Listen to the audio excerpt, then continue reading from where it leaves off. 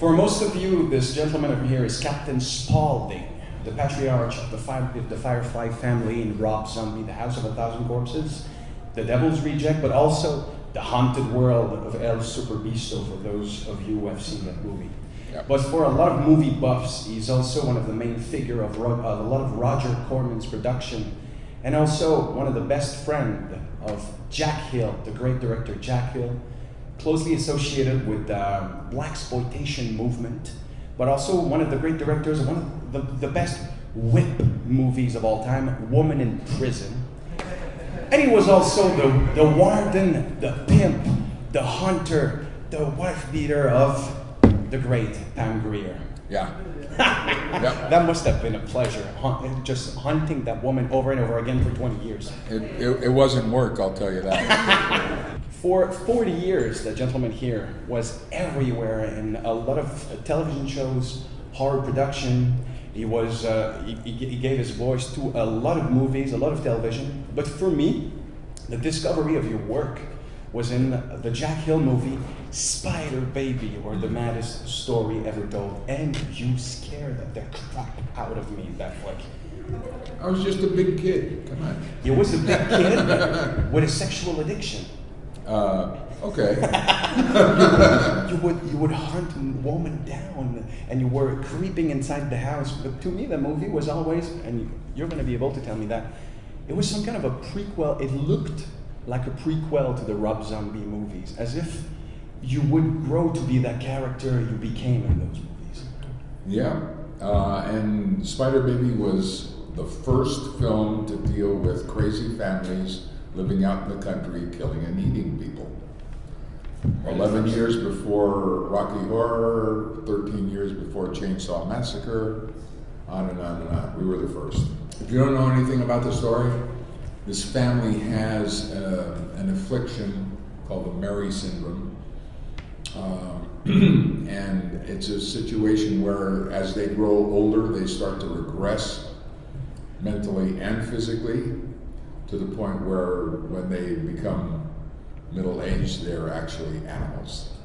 And so we would kill people and throw them down in the basement for the rest of our family to eat. It was an extremely horrifying movie by moments, but it was also funny. It was a dark humor comedy. It was also not only the first movie to deal with cannibals and redneck chasing people down, but to me it was almost as a predecessor of heavy metal video clips. You could splice that movie with heavy metal music, it would work. Yeah, as a matter of fact, I think somebody has. Yeah. Yeah, and it does work. It's crazy. I'm crazy. Delightfully crazy. It's fun being crazy. Try it. Did Rob Zombie ever told you that he saw that movie and he was inspired by it? Okay, I'm going to give you the story.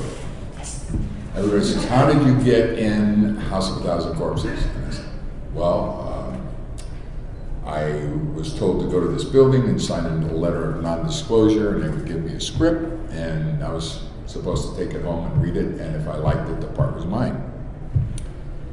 Only later, at Rob Zombie's wedding reception, did I find out, as I was talking to his brother, who said, this is really weird. And I said, what, the wedding? He said, no, standing here talking to you. I said, what are you talking about? You know, when Rob and I were kids, we used to get up every Saturday morning and wait and watch Jason Star Command, and it used to scare the crap out of us. So from the time that Rob was 9 years old, I was in his life. And he followed my career all along. And at one point, as he said, when he gave me my Lifetime Achievement Award at the Igor Awards, when I was growing up, I knew I wanted to be a director, and I said, he said, if I ever get to direct a film, I want that guy in it. So that's what it was. Since we're talking about Rob Zombie, we're going to have to talk a little bit about Tarantino also, because he's part of that new family, of directors. And Tarantino said, he was asked once a question, who's the great American director? Who's the great American director of all time? And he answered, there's 3 directors, Jack Hill, and Jack Hill. Was absolutely obsessed with that director. Yep, and he did that on the Jon Stewart show, The Daily Show. Yep. And Stewart said, who's Jack Hill? And Tarantino just berated him for the next 5 minutes for not knowing who Jack Hill was. So, yeah, Jack is great. Jack Hill went to the UCLA Film School at the same time as Francis Ford Coppola. Jack Hill was a better director. Francis Ford Coppola was a better self-promoter. And that's where the difference is. That's why when we say to you, Jack Hill, you go. And when you say Francis Ford Coppola, you go, oh yeah. Funny you should say, because the first movie I ever did with Jack Hill, the very last hour of Apocalypse Now looks like a copy of that Jack Hill movie. It was. It was?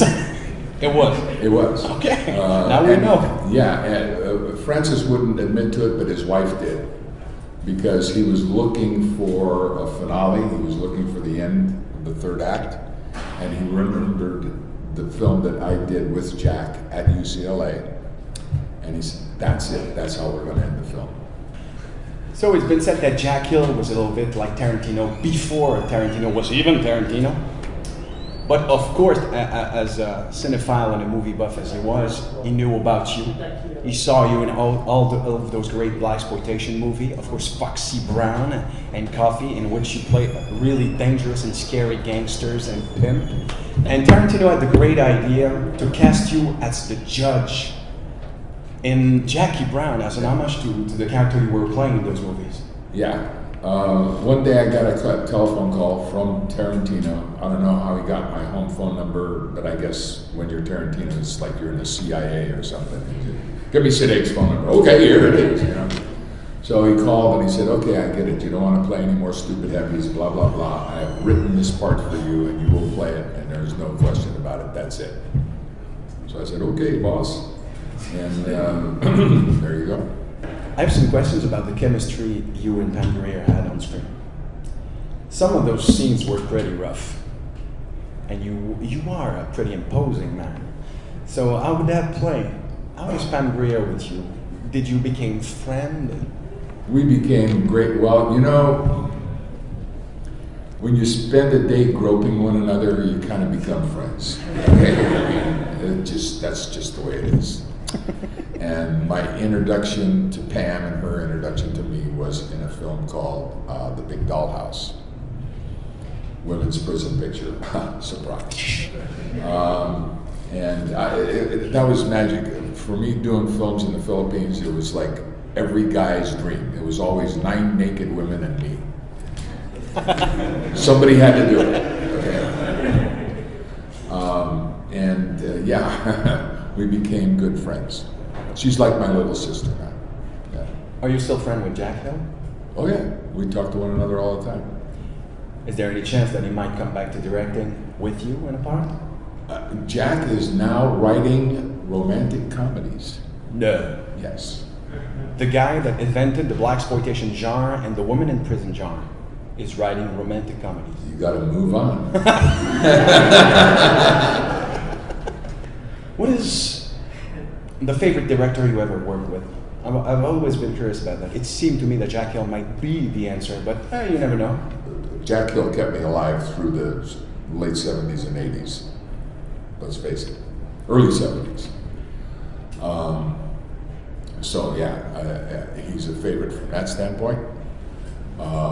Quentin is a favorite because he's just such an amazing film buff. And when I did Jackie Brown, he spent the entire day reciting every line that I ever had in any movie I ever did. Okay? So you got to respect that. And Rob Zombie for actually reigniting my career, because I dropped out. In 1992, I said, you know what, if you guys can't figure out that I can do more than just point a gun in somebody's face, forget it, I'm out. And in terms of artistically and willing to actually listen to an actor. There's two people that fall into that category, well, three, Jack Hill and Rob Zombie and Richard Fleischer. Richard Fleischer won the Best Director Award for Dr. Dolittle, the original Dr. Dolittle, okay, which was a great film. And I was doing a film with Omar Sharif called Che, which was directed by Richard Fleischer. And at the end of the film, when Che really started to just disintegrate, I was playing a member of his band of merry men who was taking over Bolivia at the time. I looked at him, the character looked at Che as a brother, and he saw him deteriorate into this guy who was actually a monster, okay? And we had this confrontational scene at the end of the movie. And Richard Fleischer set up the scene, and Che was in a hammock because he by this point his asthma was really taking over, and he had to conserve his energy. And he put me up on this rock, maybe 20 feet away, and we had this scene, and it just didn't feel right to me at all. And Omar Sharif said, "Sid, what's the matter?" And I said, "Nothing." I was a kid at that point. And he said, No. He said, "I know something's wrong. What is it?" And I said, "Well, you know, my character looked at Che as a brother, and now he sees him, you know, just becoming this degenerate, and I just think this big separation is just doesn't feel right, you know." And so Omar said, "I understand." And he called Richard Fleischer over, and he said, "Richard, I have an idea." Because he knew that Richard wouldn't listen to me, because who's this kid telling me how to direct, okay? And he said, "I think that Sid and I should play this scene closer together." And Richard Fleischer, who's a big-time director, said, "Well, you learn something every day. New setup. Put these two guys right here next to one another, blah, blah, blah." And we did the scene. It takes a lot for a big-time director to do something like that, you know? So that just proves how good he was as a director. There's a whole new generation getting to know your movies, Jack Hill movies, but your movies also. There was a time in which those productions were frowned upon.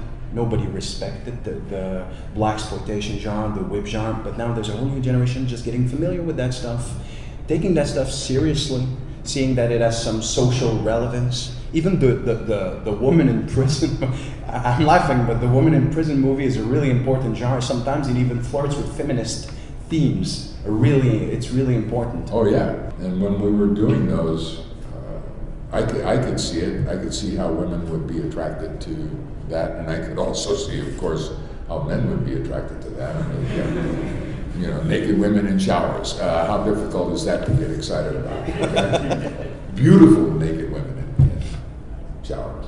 So yeah, it had its place. Not at the time. Everybody frowned upon it. As a matter of fact, the critics tore House of a Thousand Corpses apart. Okay, until it became a success, and then they all loved it. Okay, and Rob said, "Oh yeah, sure. Now that it's made $37 million, you like it, right?" Mainstream critics don't get horror. They don't get it. Okay, and that's why there has never been a horror film nominated for an Academy Award. And that's why Universal Studios, the House of Horror, which was what it was called originally, created its own award, the Igors, to honor people in the horror film industry. And last year, I got a Lifetime Achievement Award at the Igors.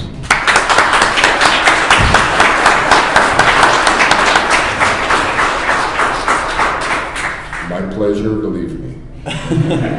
Big fan over there. You want to ask a question? Yeah, we should take question afterwards. I cried too. I cried at the end of the Lord Reject. And what made Captain Spaulding so endearing?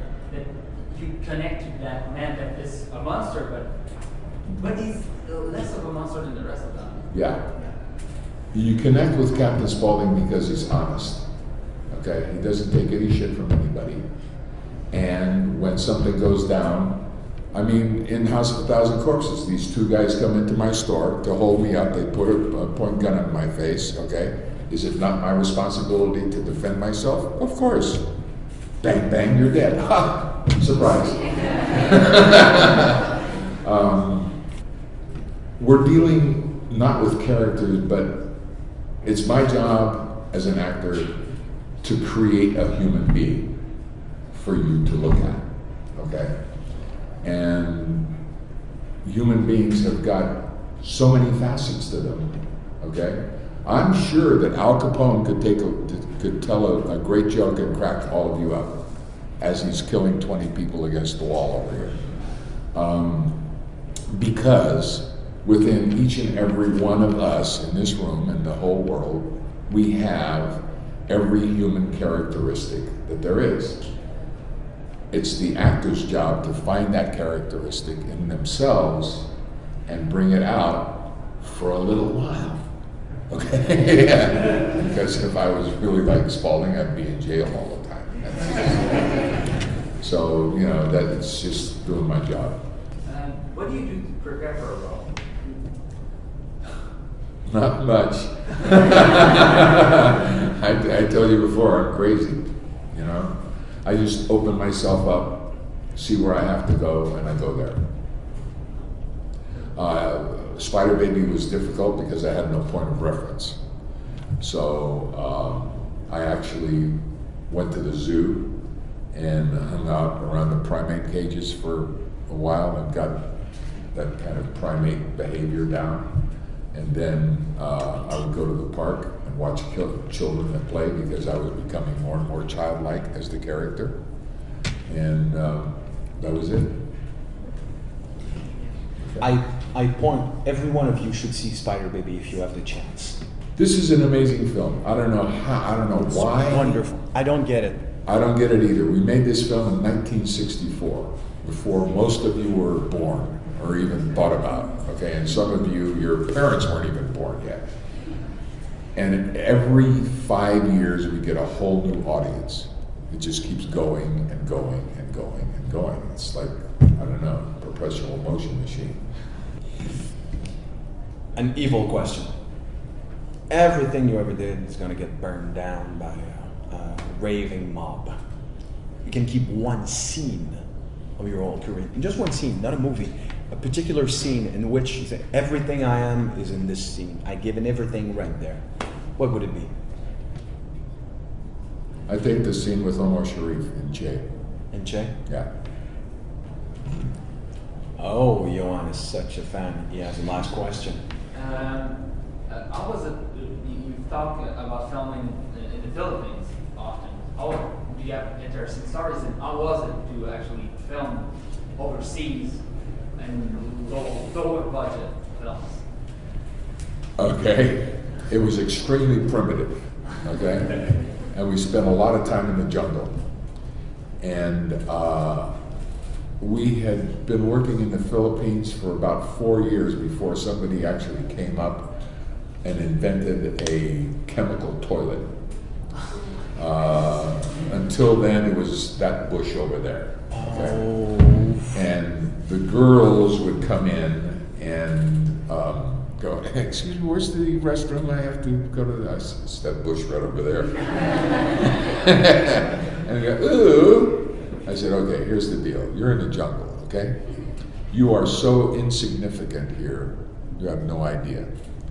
I said, everything that lives here can and will kill you, so do everything with respect. What? What do you mean? I said, pick up that leaf. What? Pick up that leaf. She picked up the leaf, and there was a whole colony of something living under that leaf. I said, you see that? That's under every leaf in this whole jungle, okay? And in the trees and everywhere else. So just be respectful. It's that bush over there. Take somebody with you to watch for snakes and spiders, and you'll be okay. And that's the way it was.